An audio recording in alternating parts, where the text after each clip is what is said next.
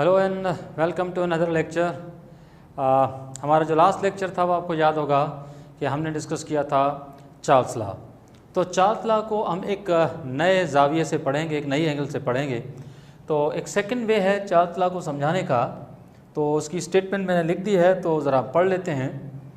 तो देखें कि volume of given amount of a gas, volume of given amount of a gas at constant pressure is changed by 1/273 times by changing the temperature by 1 degree।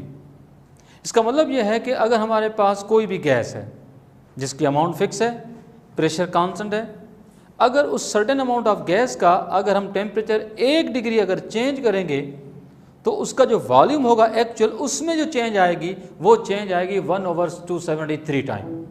अगर हम temperature 1 degree बढ़ाएंगे, ये temperature हम change कर रहे हैं 1 degree, तो उसमें दो ऑप्शन आ सकते हैं, या तो हम टेम्परेचर 1 डिग्री बढ़ाएं या फिर 1 डिग्री टेम्परेचर को हम कम करें। अगर हम 1 डिग्री टेम्परेचर बढ़ाएंगे तो फिर 1/273 टाइम एक्चुअल वॉल्यूम में इजाफा होगा, या फिर हम 1 डिग्री टेम्परेचर को कम करेंगे तो बजाय इसके कि जो वॉल्यूम है एक्चुअल उसमें इजाफा होगा, 1/273 टाइम जो है वो एक्चुअल वॉल्यूम में कमी होगी। तो इस बात को सीखने के लिए मैं यहाँ पर दो फार्मूला लिख रहा हूँ और फिर एक क्वेश्चन को सॉल्व करने की कोशिश करेंगे। तो ज़रा देखें, फर्ज कर लेते हैं कि मैं कहूँ कि कोई भी एक गैस है, उसका इनिशियल वॉल्यूम है V1। इनिशियल वॉल्यूम कितना है? V1 है। अब V1 का हम टेम्परेचर चेंज कर रहे हैं 1 डिग्री। 1 डिग्री टेम्परेचर चेंज करेंगे तो हम लिखेंगे कि जो एक्चुअल वॉल्यूम है उसमें जो चेंज आएगी वो लिखी जाएगी ऐसे। हम 1 डिग्री टेम्परेचर कम करेंगे तो फिर हम माइनस की साइन देंगे। अगर मैं कहता हूँ कि मैं 1 डिग्री टेम्परेचर बढ़ा रहा हूँ, टेम्परेचर इंक्रीज़ कर रहा हूँ, तो मैं यहाँ पर साइन कौन सी दूंगा? प्लस। तो पहले मैं प्लस का फॉर्मूला यानी टेम्परेचर के बढ़ाने का फॉर्मूला मैं एक्सप्लेन कर रहा हूँ, और फिर टेम्परेचर डिक्रीज होगा तो क्या लिखेंगे। तो एक्चुअल वॉल्यूम जो है उसमें इंक्रीमेंट होगी, पर वो इंक्रीमेंट जो होगी वो एक्चुअल वॉल्यूम का 1/273 टाइम होगी। तो ये है वो फॉर्मूला जिससे आप ये मालूम कर सकते हैं कि जो वॉल्यूम में चेंज आई है that is V2, that will be equal to initial volume plus V1 multiply by 1/273। तो चेंज जो आई है वो एक्चुअल वॉल्यूम में आई है, ठीक है। इस चेंज को हम एक्चुअल वॉल्यूम में प्लस करेंगे तब जब टेम्परेचर इंक्रीज होगा। तो मैं लिख लेता हूं कि 1 डिग्री टेम्परेचर इंक्रीज। ये फॉर्मूला तब होगा जब 1 डिग्री टेम्परेचर क्या होगा? वो बढ़ेगा। डेफिनेटली यहाँ पर टेम्परेचर जो है वो सेल्सियस स्केल में लिया जाएगा। पर अगर मैं एक फार्मूला लिखता हूँ कि V2 इज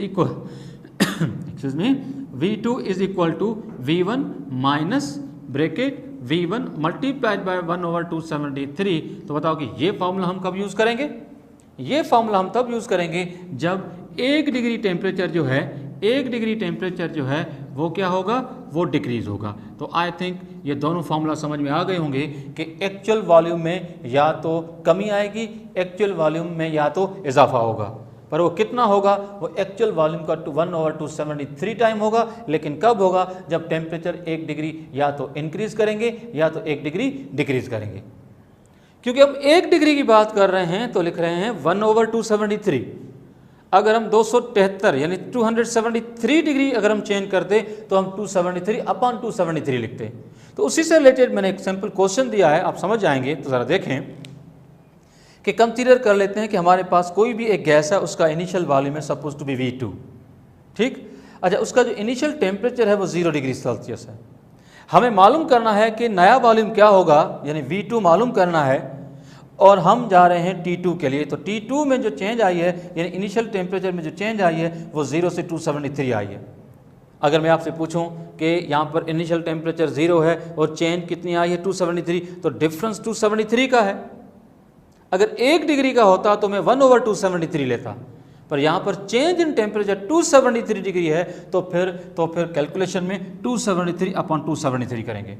तो मैंने जो फार्मूला लिखा है वो क्या लिखा है ज़रा देखें। क्योंकि यहाँ पर टेम्परेचर इंक्रीज हुआ है तो मैंने साइन, आप देख सकते हैं ये जो मैंने साइन ली है ये कौन सी ली है? प्लस की।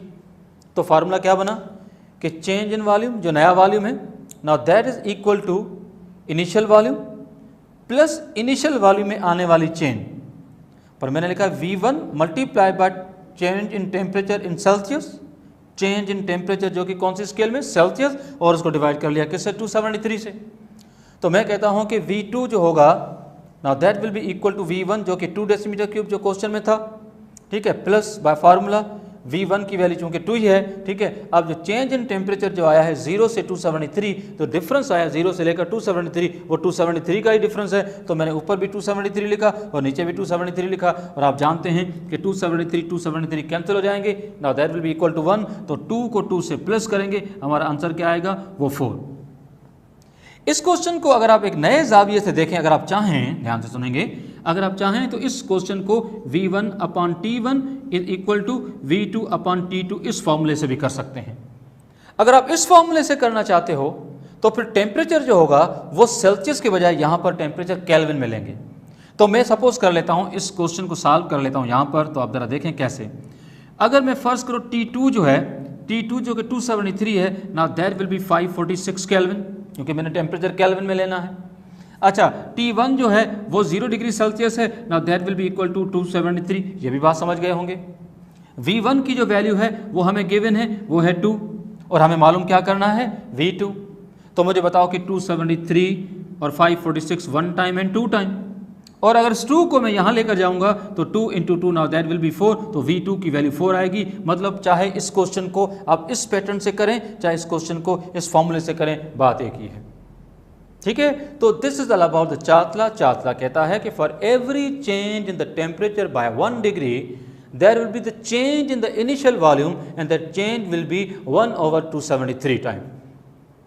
आप देख सकते हैं कि 1/273 time is a very minor change, क्योंकि 1 डिग्री टेम्परेचर चेंज करने से जो वॉल्यूम में चेंज आएगी वो बहुत कम आएगी।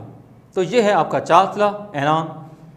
अब चलते हैं इस टॉपिक से रिलेटेड कुछ न्यूमेरिकल 1-2 क्वेश्चंस मैंने यहाँ पर नोट किए हैं, तो इसी को हम सॉल्व करेंगे। तो ज़रा देखें, सबसे पहले आप देखें कि एक क्वेश्चन मैंने यहाँ लिखा है कि एट व्हाट टेम्परेचर, क्या, at what temperature does 12 decimetre cube of a gas eight 0 degree Celsius the volume becomes double. यानी उस किस टेम्परेचर पे 12 डेसीमीटर क्यूब गैस जो कि 0 डिग्री सेल्सियस पे रखी गई थी उसका वॉल्यूम डबल होगा। मतलब इस क्वेश्चन में हमें वॉल्यूम का तो पता है कि इनिशियल अगर 12 है तो डबल 24 होगा। टेम्परेचर पहले 0 था, अब क्या होगा उसको फाइंड करना है। तो आप ज़रा देखें कि वॉल्यूम हमारा इनिशियल कितना था, 12, T1 0 था, उसको मैंने 273 से ऐड कर लिया, तो आप जानते हैं कि now that will be 273 kelvin, क्योंकि टेम्परेचर हमें केल्विन में ही लेना है। अच्छा, अब आप देखेंगे V2 हमें क्वेश्चन में इनडायरेक्टली दिया गया क्योंकि वॉल्यूम डबल हो रहा है, तो मैंने अगर ये 12 लिया था तो V2 की वैल्यू 24 है, और मुझे मालूम क्या करना है, T2 टेम्परेचर क्या होगा जहाँ पर ये वॉल्यूम डबल हुआ है, ठीक। तो फिर आप जानते हैं कि वॉल्यूम डबल हुआ है तो टेम्परेचर केल्विन में डबल होना चाहिए, क्योंकि हमने कल क्या पढ़ा था, हमारे लास्ट लेक्चर में क्या पढ़ा था, हमने पढ़ा था कि volume is directly proportional to the absolute temperature, means the temperature that is taken in the Kelvin scale. तो इनिशियल अगर 273 है तो उसका जो डबल होगा वही आंसर होगा।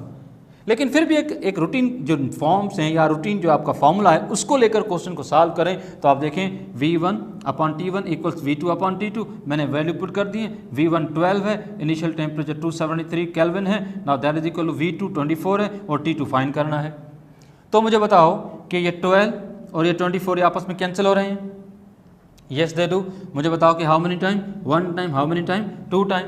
तो फिर जब हम इसका T2 फाइंड करेंगे तो T2 जो होगा, now that will be 273 multiply by 2, 273 multiply by 2, now that will be equal to T2। तो फिर T2 की जो वैल्यू होगी, now that will be 546 kelvin. इस केस में जो क्वेश्चन आएगा वो 546 केल्विन, ठीक है। तो this is one of the question. यहाँ पर आप देख सकते हैं इस क्वेश्चन में यहाँ पर टेम्परेचर सेल्सियस में डबल नहीं हुआ, यहाँ पर टेम्परेचर केल्विन में डबल हुआ है। इसी तरह से एक और क्वेश्चन है, चलो एक और क्वेश्चन की तरफ जाते हैं। तो ज़रा देखें, अब एक और क्वेश्चन जो है वो भी चार्ल्स लॉ से एसोसिएटेड है। तो आप ज़रा देखें, लिखा है कि for, you can see, for 3 decimetre cube of a gas, for 3 decimetre cube of a gas, if temperature is change from 50 degree Celsius to 100। किसी भी गैस का टेम्परेचर हमने 50 डिग्री सेल्सियस से चेंज करके क्या कर दिया, 100 कर दिया है।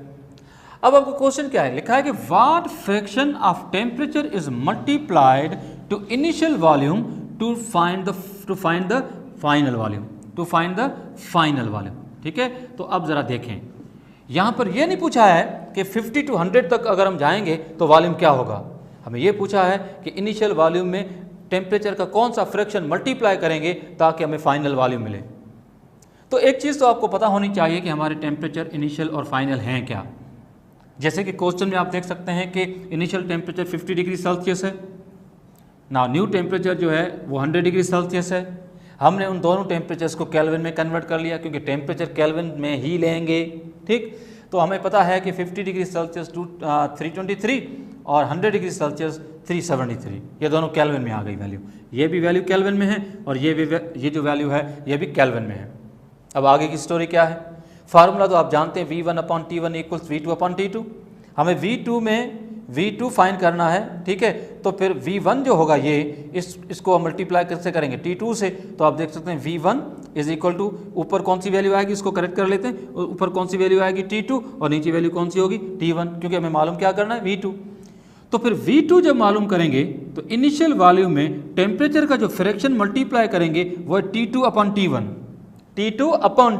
तो फिर आप देखें T2 की वैल्यू 373 है और ये भी केल्विन में, और नीचे जो वैल्यू है 323 है ये भी केल्विन में। तो इस तरह से हमने इनिशियल वॉल्यूम में इनिशियल जो वॉल्यूम है इसमें ये फ्रैक्शन ऑफ टेम्परेचर मल्टीप्लाई किया ताकि हमें क्या मिले, V2 मिले।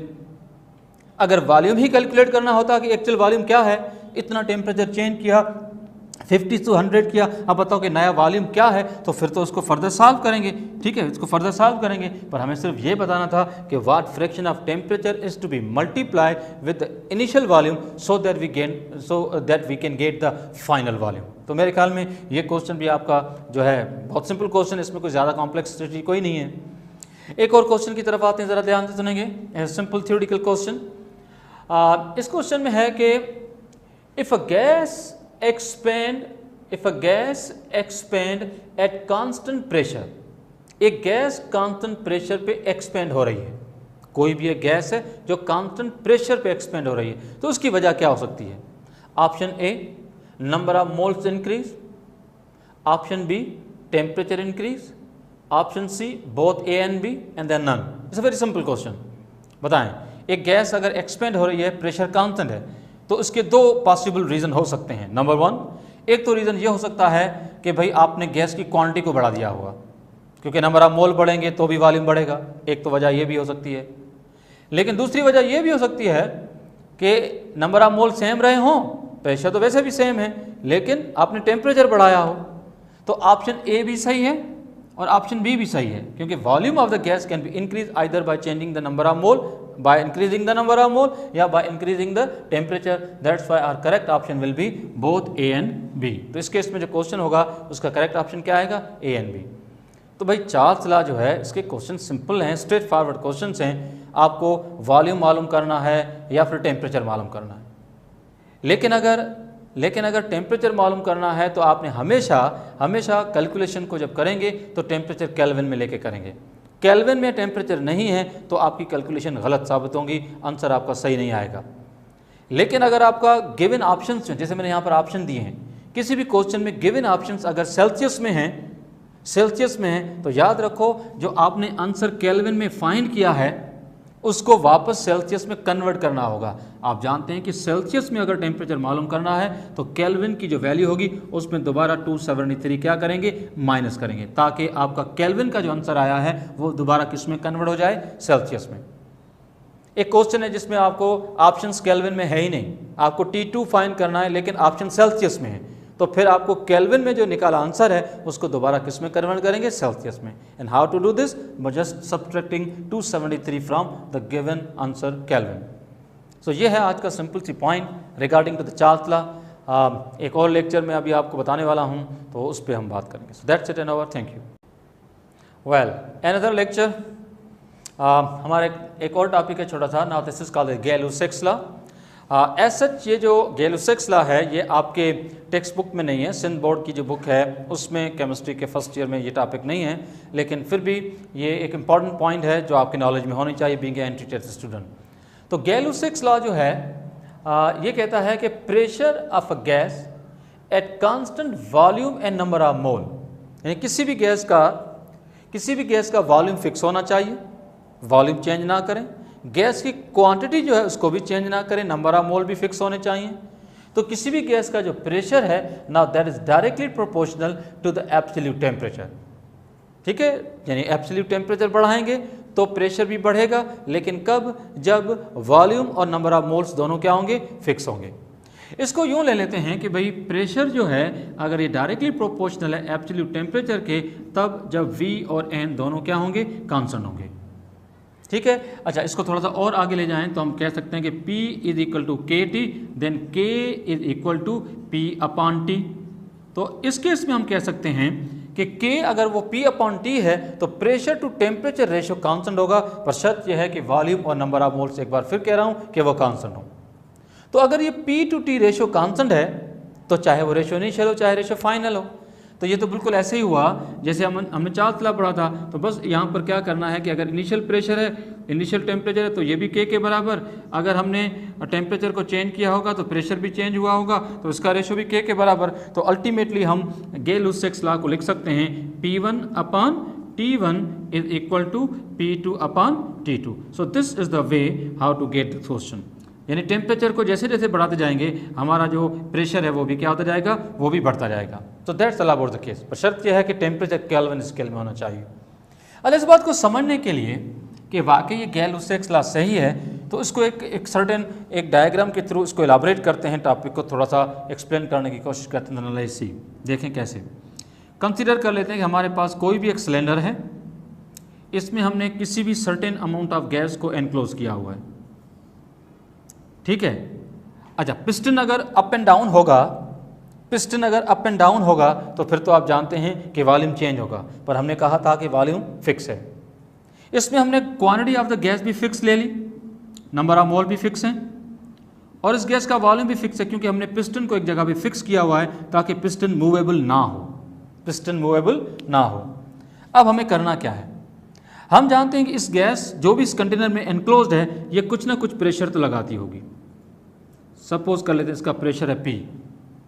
अब आप समझ गए होंगे कि अगर मैं इस गैस का टेम्परेचर T है, इनिशियल टेम्परेचर अगर सपोज करो T1 है, अगर मैं इसको चेंज करता हूँ अप टू T2 और इस बात को लेकर के T2 जो है वो ग्रेटर है T1 के, मतलब टेम्परेचर मैंने चेंज तो किया पर टेम्परेचर मैंने बढ़ाया है क्योंकि चेंज इन टेम्परेचर ज़्यादा है, तो उस गैस का जो प्रेशर P1 होगा वो अब कन्वर्ट हो जाएगा किस में? P2 में। यानी इस केस में जो होगा वो P2 ग्रेटर होगा किसके? P1 के। असल में कहानी क्या है? कहानी यह है कि अगर पिस्टन फिक्स है, अमाउंट ऑफ गैस फिक्स है, प्रेशर जो होगा वो टेम्परेचर से डायरेक्टली प्रोपोर्शनल है। अब इस बात को सीखें कैसे? बताओ कि अगर इस गैस को हीट करें तो उस गैस की काइनेटिक एनर्जी बढ़ेगी, काइनेटिक एनर्जी बढ़ेगी तो फिर मॉलिक्यूलर मोशंस बढ़ेंगी, मॉलिक्यूलर मोशंस बढ़ेंगी तो कोलिजन बढ़ेंगी, कोलिजन बढ़ेगी तो फिर आप जानते हैं कि प्रेशर बढ़ेगा। बस प्रेशर ही बढ़ता जाएगा, प्रेशर बढ़ता जाएगा क्योंकि वॉल्यूम फिक्स है। अगर ये पिस्टन ऊपर जाता तो वॉल्यूम बढ़ता, और वॉल्यूम बढ़ता तो फिर जो प्रेशर बढ़ाता वापस कम होता, और प्रेशर को कांस्टेंट रखने के लिए फिर वॉल्यूम बढ़ता रहता, तो वो हमारा कौन सा लॉ होता? Now that would be the Charles law. लेकिन यहाँ पर गेल-लुसाक लॉ है जो कहता है कि वॉल्यूम और नंबर ऑफ मोल्स अगर फिक्स रहें तो टेम्परेचर के बढ़ाने से सिर्फ कौन सी चीज़ बढ़ेगी? प्रेशर बढ़ेगा। तो आई थिंक ये सारे मामला आपको समझ आने चाहिए। क्लियर हो गई बात? ये गुड। तो हमने देखा कि यहाँ पर वॉल्यूम और नंबर ऑफ मोल फिक्स हैं तो टेम्परेचर के बढ़ाने से प्रेशर बढ़ता है। So this is simply called pressure is directly proportional to absolute temperature. This is called Gay Lussac law. So that's it in over. तो चलो भाई, अब गेल-लुसाक लॉ जो था उसकी अब फॉर्मूलेशन आपको पता है कि P1 upon T1 equals P2 upon T2। अब चलते हैं एक और क्वेश्चन की तरफ।